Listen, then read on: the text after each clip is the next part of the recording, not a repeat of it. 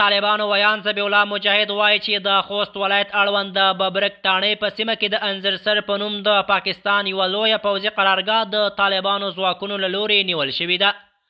د حقیقت نیوز چینل درنو کتونکو سلام، ستړي مشئ، وخت مو په خیر. په سر کې یادونه کوم که حقیقت نیوز چینل مو نه وي سبسکرایب کړئ په درنښت سره همدا اوس یې سبسکرایب کړئ تر څو زموږ مهم او تازه خبر تر ټولو د مخکې تر تاسو در ورسیږي.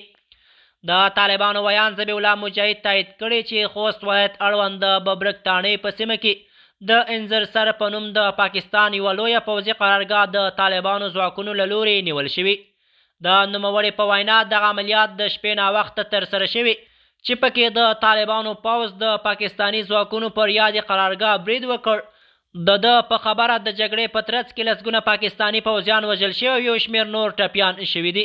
ذبیح الله مجاهد زیاتوي چې د طالبانو ځواکونو له څو ساعتونو جګړې وروسته وتوانېدل چې یاد پوځي مرکز په بشپړ توګه تر خپل کنټرول لاندې راولي. هغه ویلي په قرارګاه کې یو شمېر وسلې او مهمات هم د طالبانو لاس ته ورغلي دي.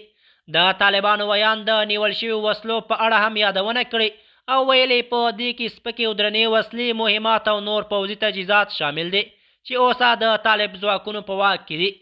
هغه همدارنګه ټینګار وکړ چې د طالبانو ځواکونو د سرحدي سیمو د امنیت د ټینګښت لپاره چمتو دي او که هر ډول ګواښ رامنځته شي دوی به ورته مناسب ځواب ورکړي.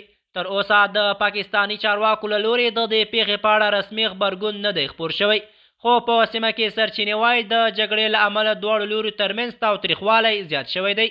شنونکي وایي چې د افغانستان او پاکستان ترمنځ د سرحدي سیمو پر سر وخت ناوخت داسې نښتې رامنځته کېږي چې کله ناکله د مرګ ژوبلې او پوځي زیانونو سبب هم ګرځي. په وروستیو ورځو کې د دواړو هیوادونو ترمنځ په سرحدي سیمه کې امنیتي وضعیت حساس بلل کېږي او ځینې راپورونه ښایي چې په ځینو ځایونو کې د ځواکونو تګ راتګ هم زیات شوی. د حقیقت نیوز چینل درنو کتونکو زموږ د نن ورځې چمتو شوی خبر تر همدې ځای و. تر بیا مو په الله سپارم.